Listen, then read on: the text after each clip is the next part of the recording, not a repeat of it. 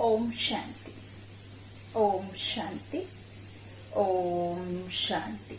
24/7/2021 प्रातः मुरली ओम शांति। बाप दादा मधुबन। आज प्यारे प्यारे मीठे मीठे शिव बाबा ने मीठे मीठे प्यारे प्यारे आत्मा रूपी बच्चों से कहा, मीठे बच्चे, तुम बाप के पास आए हो अपने जीवन हीरे समान बनाने। बाप की याद से ही ऐसी जीवन बनेगी। प्रश्न है, नई दुनिया में उच्च पद के लिए कौन सा एक मुख्य पुरुषार्थ करना है? उत्तर में बाबा ने कहा, बाबा कहते हैं, मीठे बच्चे, जिन पुराने संबंधियों ने इतना दुखी किया, अब उनके मोहजाल से बुद्धि को निकाल एक मुझे याद करो। और पुराने संबंध सिर्फ बाबा यहाँ मनुष्यों से या अपने भाई बहनों से या अपने माता पिता से या अपने बच्चों के मोहजाल की बात से ज्यादा अधिक जरूरी बात बाबा जो कहते हैं वह बात है विकारों के मोहजाल।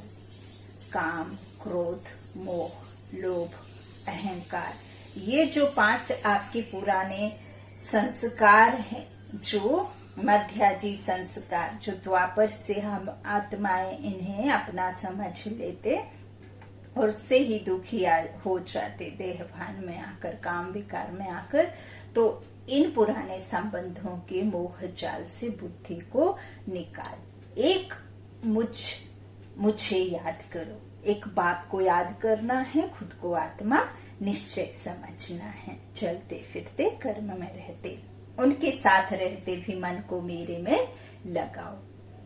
मन मना भव का मंत्र सदा याद रखो तो तुम नई दुनिया में उच्च पद पाएंगे। गीत है तूने रात गवाई। ओम शांति।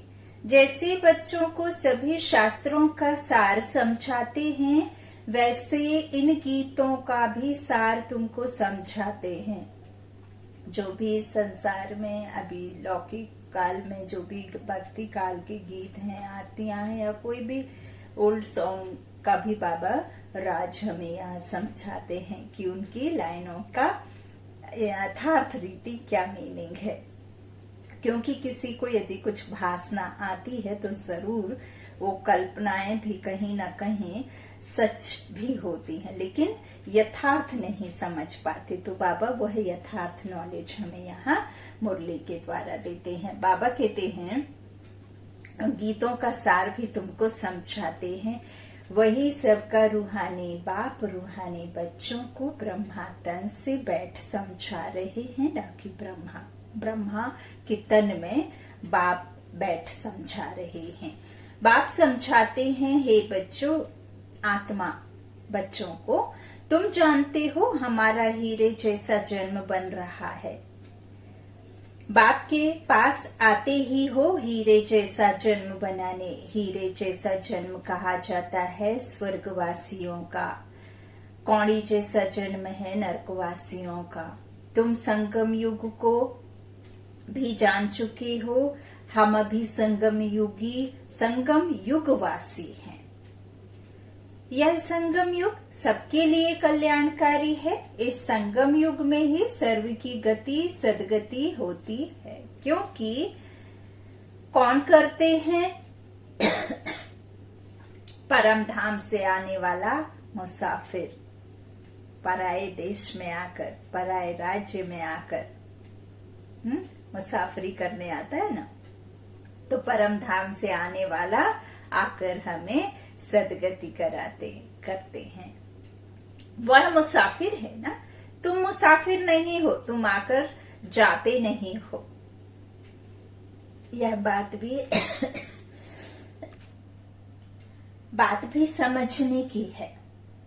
बाबा अपने को मुसाफिर कहते और हम बच्चों को मुसाफिर नहीं कहते। क्यों? क्योंकि हम जो आत्माएं आदि से पाठ बजाने आती हैं, तो आदि से ड्रामा जो चलता है तो वो यूं ही फिरता रहता है, ये ड्रामा कभी रुकता नहीं है। लेकिन बाप आते हैं संगम युग में, वो भी आदि और अंत के बीच में। इस कमायु युग कहो, धर्मायु युग कहो, संगम युग कहो, तो इस समय सिर्फ बाप आते हैं कुछ समय के लिए, ज्ञानदाता, ज्ञान देने के लिए। ज्ञान का सागर, ज्ञानदाता बन हम बच्चों को ज्ञान संगम युग पर इस ब्रह्मा तन के आधार से देकर फिर वापस निर्वाण धाम, शांति धाम में, विश्राम में चले जाते हैं और फिर पूरे कल्प में सिर्फ यही संगम पर वापस आएंगे। तो अब के गए हमको 5000 वर्ष के लिए उनका इंतजार करना होता है।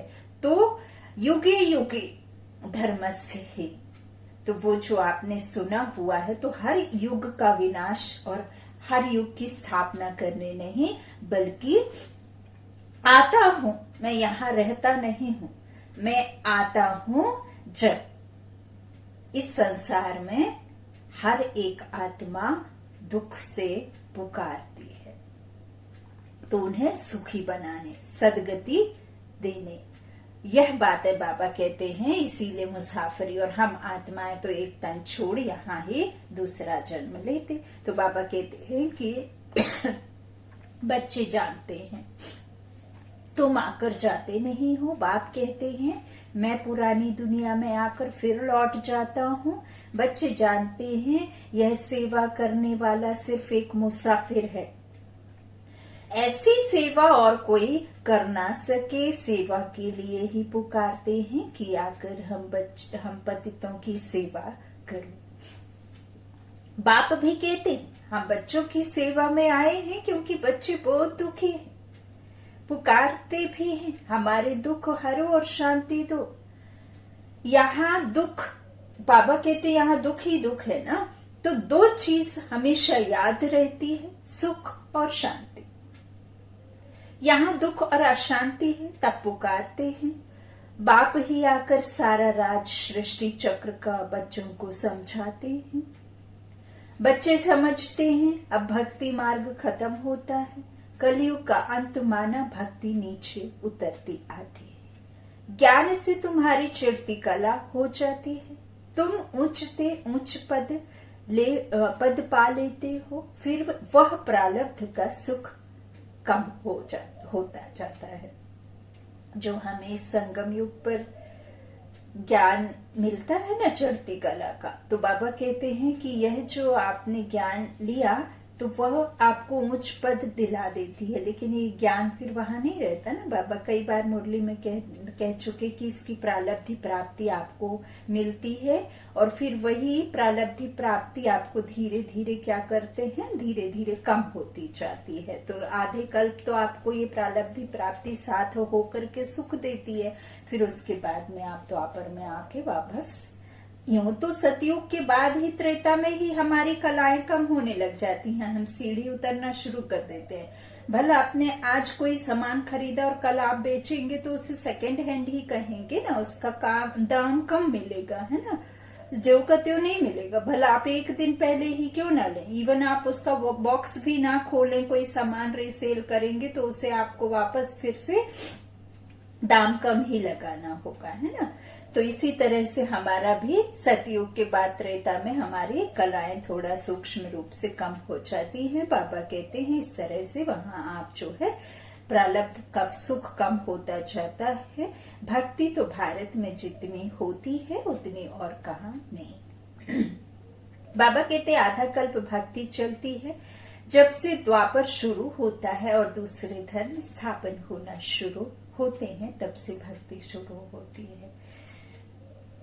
बाबा कहते भक्ति भी पहले बहुत अच्छी होती है, जैसे स्वर्ग पहले बहुत अच्छा होता है, फिर आहिस्ते आहिस्ते कला कम होती जाती है।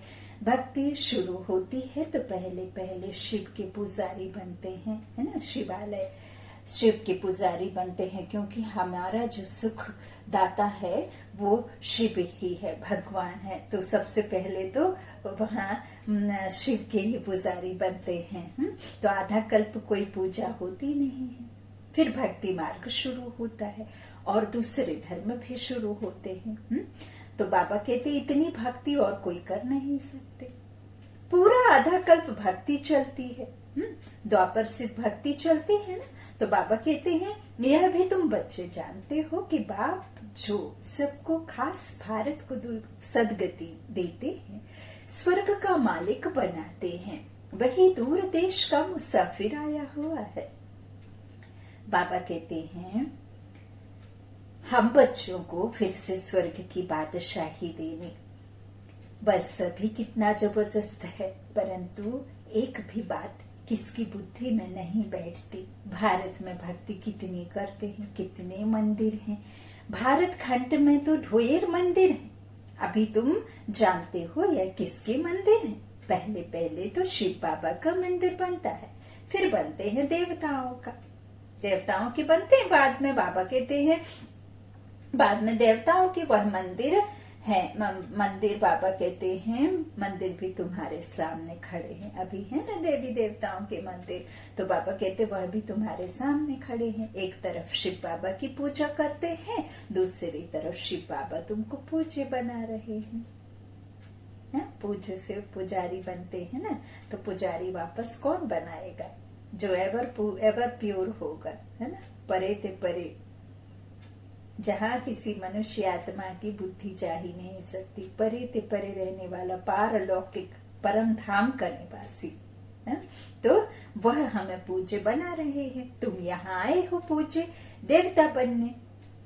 तो बाबा कहते हैं हम मंदिर में विराजमान होने के लायक कब बनेंगे? ये शरीर भी पावन हो, आत्मा भी सतो प्रधान हो, 16 कला संपूर्ण हो, है ना, तभी तो देव गुण होंगे, तभी तो देवी कहलाओगी, है ना। तो देव गुण होने से यहाँ देवी देवता नहीं बन सकते, क्योंकि ये हमारा शरीर जो है वो पतित तन है, विकारों से पैदा हुआ तन है ना। तो यहाँ कोई भी देवी देवता तो हो नहीं सकता। जब आप कर्मातीत अवस्था आपकी हो जाती है, जब आप का ये तन छूट, आपको तन भी पावन मिलता है ना, तब फिर आप पूज्य बनते हैं। बाबा कहते हैं इस तरह से वास्तव में वह भी आकर, जो बाबा कहते पूज्य देवता बनने के लिए हम यहाँ आए हैं, जो भी देवताओं के पुजारी हैं, वास्तव में वह भी यहाँ आकर यहाँ ब्राह्मण बनेंगे।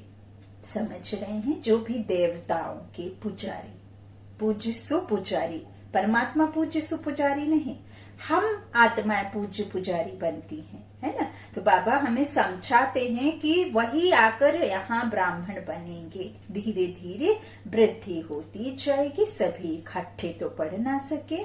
आज बाबा बहुत हॉट वेदर है, मैं एसी नहीं चला सकती हूँ क्योंकि फिर मुरली का साउंड डिस्टर्ब होता है, पर बाबा मुझे कोई तकलीफ नहीं है सेवा में। आप ये दिखने का है, लेकिन सहन ईश्वर करता है, मुझे इससे कोई तकलीफ नहीं है। शुक्रिया बाबा, शुक्रिया। बाबा की सेवा में बड़ा मजा है। बाबा कहते हैं ओम शांति। धीरे धीरे वृद्धि होती जाएगी, सभी इकट्ठे तो पढ़ ना सके, समय लगता है। कल्प पहले भी जिन्होंने पढ़ा होगा वही फिर पढ़ेंगे। एक दो को पढ़ाते रहना है, सबको बाप और सृष्टि के आदि मध्य अंत का नॉलेज सुनाते हैं, जिससे मनुष्य स्वर्ग का मालिक बन सकते हैं। सो आकर समझो, तुम बच्चों की बुद्धि में है कि यह नाटक कैसे चक्र लगाता है। कहानी कोई लाखों वर्ष की तो नहीं सुना सकते, कहानी कोई बाबा कहते हैं है ही नहीं लाखों वर्ष की, है ना। तुम जानते हो 5000 वर्ष पहले क्या था, किसका राज्य था? भारत में भी हम पूज्य देवी देवताओं का राज्य था। याद आया ना, हम पूज्य थे फिर पुजारी बने। आगे यह पता नहीं था, हम सुपूज्य देवता थे, फिर हमने 84 जन्म लिए। 84 जन्मों की कहानी बाबा कहते हैं लक्ष्मी नारायण की है। तुम अपने 84 जन्मों की कहानी सुनाते हो। हाँ? बाबा कहते उनको तो अपनी कहानी बैठ लिखने में बहुत समय लगता है। तुम 1 मिनट में 84 जन्मों की कहानी बता सकते हो। वह तो एक जन्म की बाबा कहते हैं कहानी लिखते हैं। छोटेपन में क्या क्या किया यह भी अपनी कहानी बताते हैं। हम 84 का चक्र कैसे लगाते हैं लौकिक जीवन में। यदि आपसे आपका पूछेंगे दुख सुख तो आप अपने इस एक जन्म का बताएंगे ना, कुछ एक 6 वर्ष की आयु से। बाबा कहते हैं हमें इस जन्म का याद रहता है, तो आप अपना बचपन बताएंगे, कैसे मुश्किल पाके बड़े हुए, कोई सुख में बड़ा हुआ, कोई दुख में बड़ा हुआ, किस तरह की कहानी आपने बचपन से पढ़ाई तक, शादी विवाह तक, या अपने बच्चों तक, उनके बच्चों तक कैसे आपने जीवन तय किया, वह आप बताते हैं ना। यहाँ तो बाबा कहते हैं एक जीवन की कहानी छोटेपन से बड़े होने तक की लिखते हैं, क्या क्या किया। लेकिन यहाँ तो यह अपनी कहानी बताते हैं कि हमने 84 चक्र कैसे लगाया है ना। वंडर भी है और बहुत ही कहना चाहिए कि बहुत ही इंटरेस्टिंग भी है ना। तो ये कोई लिखने पढ़ने की तो बात नहीं, ये तो बुद्धि से समझने की बात है कि 84 का चक्र कैसे लगाते हैं। एक की तो बात नहीं है, किसी एक की तो बात नहीं। बाबा कहते बहुत ब्राह्मण है, तुम ही इस चक्र को जानते हो। इस चक्र को जानने से तुम राजा रानी बनते हो और फिर औरों को बनाते भी हो। बाबा कहते हैं भक्ति भी भारतवासियों जैसी कोई नहीं करते हैं। जो भी मठ पंथ धर्म आती है वह हमारे भक्ति के समय स्थापन होते हैं। पहले पहले हमारा कितना छोटा फूलों का झाड़ था, रूहानी गार्डन था। तुम चैतन्य फूल थे। चैतन्य फूल अर्थात आत्मा समझ कर्म अकर्म होता। तो आत्मा समझ हमारे कर्म करते। तो इस तरह से चैतन्य शक्ति कि हम यह शरीर नहीं, हम इस शरीर को चलाने वाली आत्मा। यहाँ जो बाबा हमें नॉलेज दे रहे हैं ना, तो बाबा कहते हैं कि इस तरह से हमारे कितना छोटा फूलों का झाड़ था, रूहानी गार्डन था। कोई किसी को दुख नहीं देता था। रूहानी पिता के द्वारा स्थापना हो रही है और वो स्थापित फूलों का गार्डन, रूहानी रोज कहते ना, रूहानी बच्चे बाबा ने कहा ना। तो बाबा कहते हैं कि तुम चैतन्य फूल थे, इनको कहा जाता है फूलों का बगीचा। फिर वही कांटों का बगीचा होता जाता है। इस समय सब कांटे बन गए हैं। फिर कांटों से फूल कैसे बनना है सो बाप बैठ समझाते हैं। एक दो को दुख देना, कांटा लगाना है। Student life is the best कहा जाता है। वह बहुत अच्छी होती है। बच्चे बच्चियां बड़ी खुशी में पढ़ते रहते हैं। शादी की और एक दो को कांटा लगाना शुरू किया। सही है ना। तो बाबा कहते हैं सतयुग में कोई कांटा नहीं लगाते, अभी तुम फिर फूल बनते हो। तुम जानते हो भारत स्वर्ग था तो कितने अपार सुख थे। सोने की खानियां थी, अभी वह खाली हो गई है। फिर तुमको सोना भरपूर मिलेगा। भारत में ही सोने हीरे जवाहरात की खानियां थी। जो बड़े बुजुर्ग हैं जिनका एज ज्यादा है वो तो इस चीजों को चुटकियों में समझ लेते होंगे, क्योंकि उन्होंने तो प्रैक्टिकल में देखा है। हमारा ही 30-35 वर्ष की आयु के पहले गोल्ड 4000 भी नहीं था। तो आप अंदाज लगा सकते हैं कि हमारे जो आज पराजों के समय पे कितना 1 रुपया कितना होता होगा, और कितना ना ब्रिक्स ईंट रहती थी सोने की। लोगों के पास में अपार धन होता था, है ना। खाने वाले कम होते थे लेकिन पैसा और ये कहना चाहिए अनाज पानी शुद्ध और बहुत नंबर 1 का होता था। अब तो हर चीज में अशुद्धि है। आप मावा ले लो, मिल्क ले लो, कोई भी चीजें ले लो, हर एक में मिलावट है। सर्फ निरमा मिलाने लगे हैं आजकल, मिल्क में यूज करने लगे हैं आजकल। हर चीज मिलावटी, हर चीज में आपको 100 बार सोचना है तब आपको खाना है। उससे बेस्ट कि आप वो चीजें यूज ही ना करें, क्योंकि बीमारी का कारण बन जाते हैं। तो यह समय अभी है, और वो समय देखो तो बाबा हमें वह सब बातें जो है मुरली में समझाते हैं कि किस तरह से बाबा कहते हैं सोना भरपूर मिलेगा भारत में ही, सोने हीरे जवाहरात की खानियां थी। बाबा कहते उस समय अमेरिका आदि कुछ भी नहीं होता, बॉम्बे भी नहीं होती। बाबा कहते हैं वंडर है ना, कलयुग के अंत में कुछ भी सोना देखने में नहीं आता, फिर सतयुग आदि में इतनी सोने की खानियां भरतू हो जाती हैं, सोने के महल बन जाते हैं। वंडर है ना। बाबा कहते वहां खानियों से कितना ढेर सोना निकालते हैं, जैसे यहाँ मिट्टी की ईंटें बनती हैं वैसे वहां सोने की ईंट बनती है। बाबा कहते हैं माया मच्छंदर का खेल खेल रही है, खेल रही है ना, खेल दिखाती है ना। ध्यान में देखा यहाँ तो सोना ही सोना है, तो बरोबर सतयुग में सोना होगा। जितनी यहाँ ईंटें पैसे से मिलती है ना, उतनी वहां सोने की ईंटें मुफ्त मिलती हैं। बाबा कहते हैं रात दिन का फर्क है, सुख और दुख का फर्क है, तो क्यों नहीं पुरुषार्थ करना चाहिए नई दुनिया में उच्च पद पाने का। यहाँ मोह जाल में क्यों फंसे। बाबा कहते, बाप कहते हैं पुराने संबंधों में तुम कितना दुख उठाते हो, क्योंकि यहाँ हम बंधन मुक्त नहीं, बंधनों से घिरे हुए हैं। विषय वैतरणी नदी में गोते खाते रहते हैं, और जो झूठी माया, झूठी काया, झूठा सब संसार, उसे ही हम अपना समझ लेते हैं। तो झूठा सब संसार अर्थात झूठी माया, 5 विकार हमारे नहीं, आत्मा के 7 गुण वह हमारे हैं। निज धर्म जिसे निज संस्कार जो आत्मा के हैं, तो हमने उन्हें बदली कर दिया। किसमें बदली कर दिया? काम, क्रोध, मोह, लोभ, अहंकार में। और बेसिकली हमारे जो निज गुण है वो क्या है? प्रेम, पवित्रता, शक्ति। गला थोड़ा गड़बड़ हो रहा है। प्रेम, पवित्रता, शक्ति, सुख, शांति, ज्ञान, आनंद, ये सीरियल से हैं। वह बदली कर दिए हमने विकारों में। तो ये झूठी माया, झूठी काया। शरीर तो सभी जानते हैं कि विनाशी है, आत्मा विनाशी है, लेकिन हमने इस देह को ही अपना समझ लिया। लौकिक नाम, लौकिक शान, लौकिक स्थूल धन को ही अपना माना। वह है तो हम बहुत सुख में हैं। तो ऐसा तो नहीं है कि आपके पास धन हो, महलों में दुख ना हो। देखिए किस्मत और कर्म।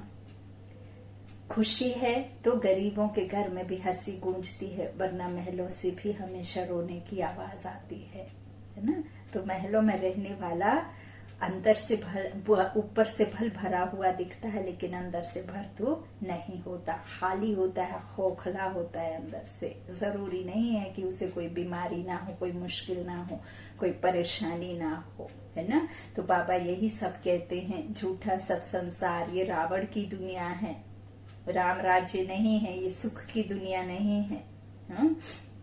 ये रावण राज्य, पराया राज्य है। तो यही बाबा कहते हैं हमें कि सिर्फ बुद्धि योग बाप से लगाओ। बाप कहते हैं पुराने संबंधों से तुम कितना दुख उठाते हो। बाबा ऐसे नहीं कहते कि इनको छोड़ दो, सिर्फ बुद्धि। जैसे हम अभी बैठ करके किसी किसी के मन में हो सकता है कि कोई रिलेटिव, कोई बिजनेस, कोई बात ऐसी याद आ रही हो, किसी की कही कोई बात याद आ रही हो, तो वो बात ना सोचकर मन बुद्धि को परमात्मा से लगा कर रखें, और फिर सेकेंडरी उन सबको रखें, है ना। तोड़ सबसे निभानी है, बुद्धि बाप के साथ लगानी है। जैसे हम अपने किसी प्रेमी को चाहते हैं, भले कितनी भी भीड़ में बैठी रहे, है ना। तो इसी तरह से बाप की याद में रहना है। बाबा कहते हैं इनको छोड़ दो, ऐसा नहीं है। सिर्फ बुद्धि योग एक बाप से लगाओ तो तुम विश्व के मालिक बन जाएंगे। मन मना भव का अर्थ है ही मुझे याद करो, और विष्णु चतुर्भुज को अर्थात विष्णुपुरी को याद करो। मूल है ही एक अक्षर, भक्ति मार्ग में तो ढेर पंछी आयत है। अभी तुम सब आत्माएं आशिक हो एक माशुक परम पिता परमात्मा की, वह तुमको सुख धाम का मालिक बनाते हैं। सब आत्माएं उनको याद करते हैं। बाबा कहते हैं तुम रूहानी आशिक, आत्मा आशिक है एक माशुक की, रूहानी आशिक रूहानी माशुक के एक ही बार बनते हो। बाकी तो सब मनुष्य हैं जिस्मानी आशिक माशुक। आशिक माशुक है ना जिस्मानी। अभी बेहद के आशिकों को बेहद का माशुक आकर मिला है।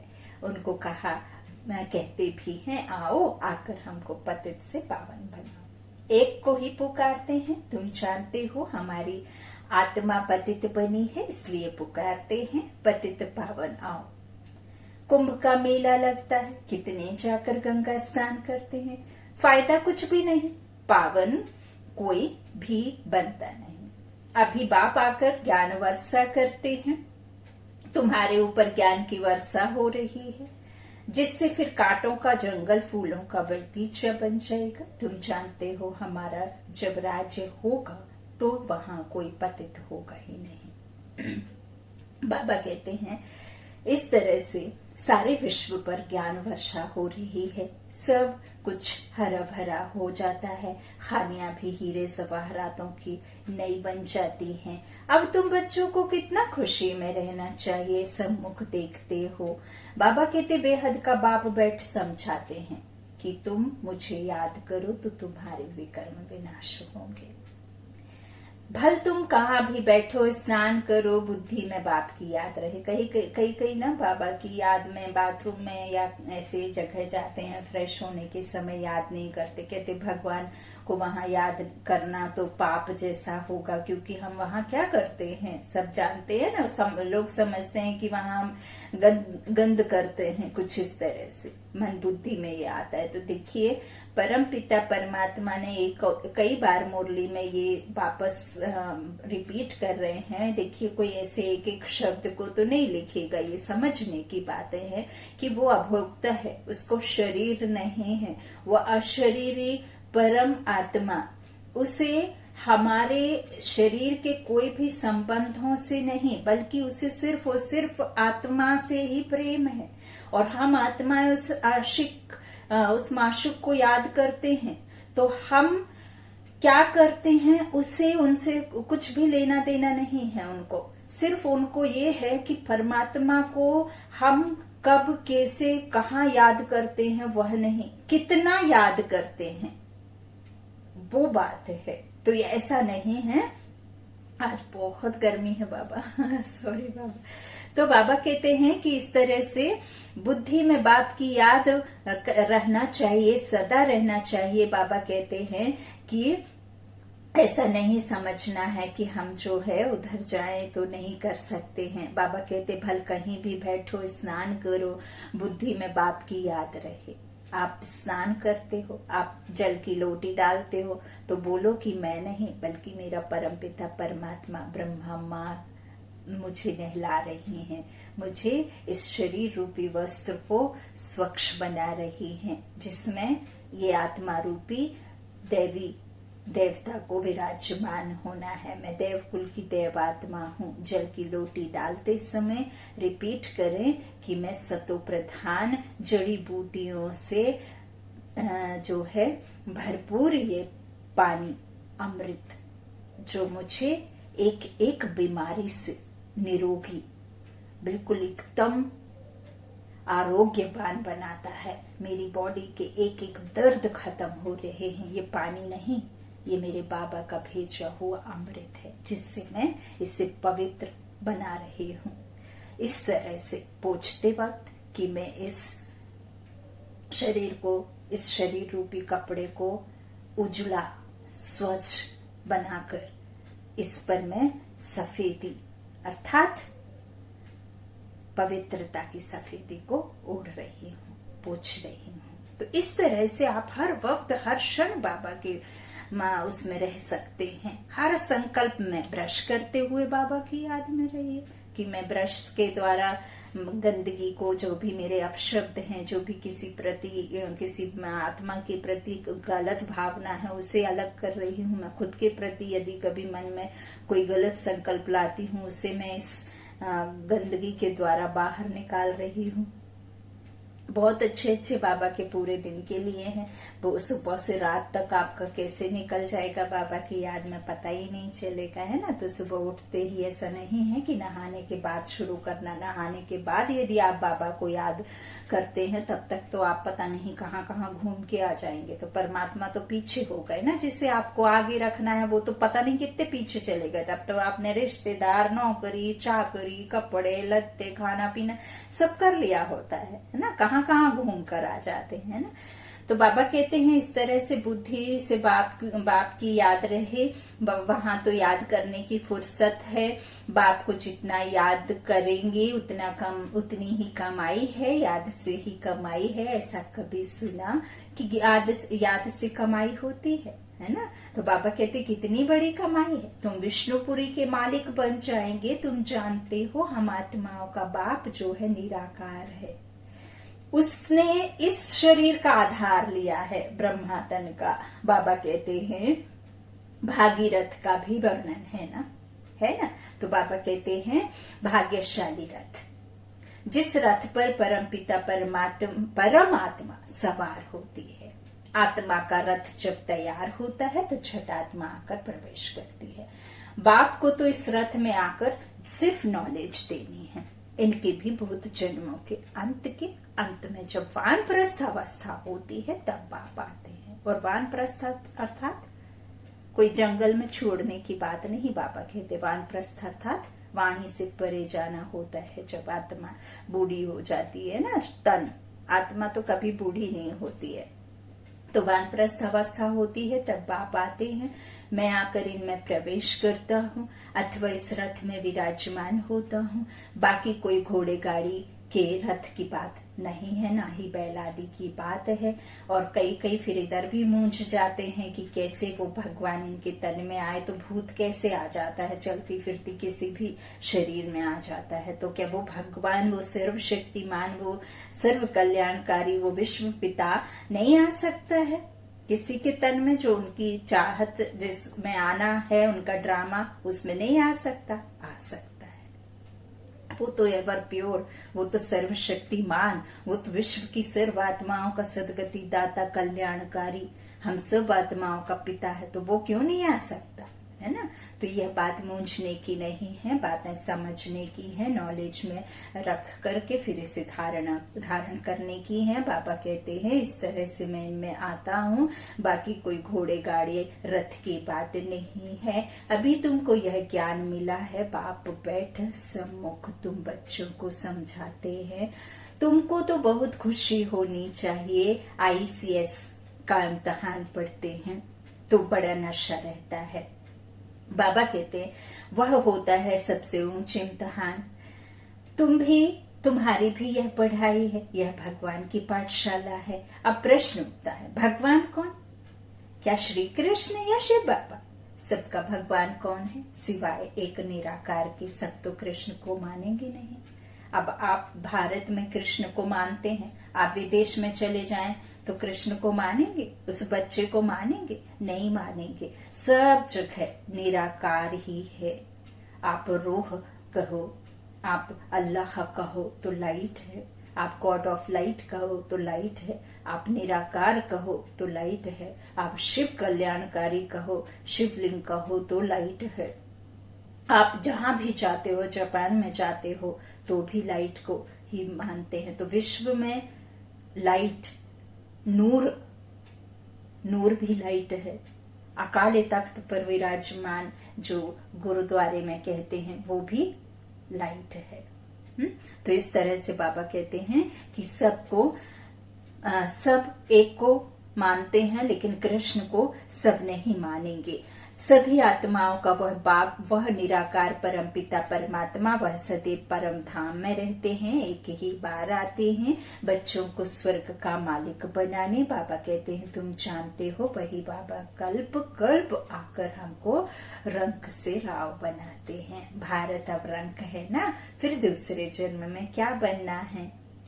तुमको सब साक्षात्कार हुए हैं, विनाश का भी साक्षात्कार किया है, स्थापना का भी किया है।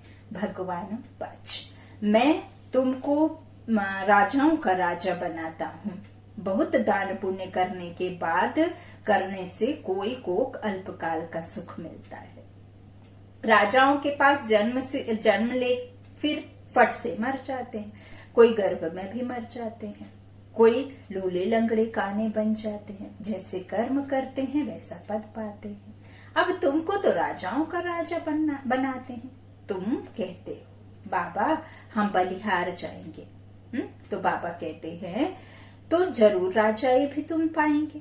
भारत को महादानी खंड कहा जाता है, यहाँ दान पुण्य बहुत करते हैं। वह फिर शुरू होता भक्ति मार्ग में। अब बाप तुमको जन्मों के लिए दान देते हैं, 21 जन्मों के लिए। अब तुम बाबा पर बलिहार जाते हो, तन मन धन सब कुछ दे दिया। अब बाप कहते हैं ट्रस्टी होकर रहो, अपना घर बार संभालो, सब शिव बाबा का है।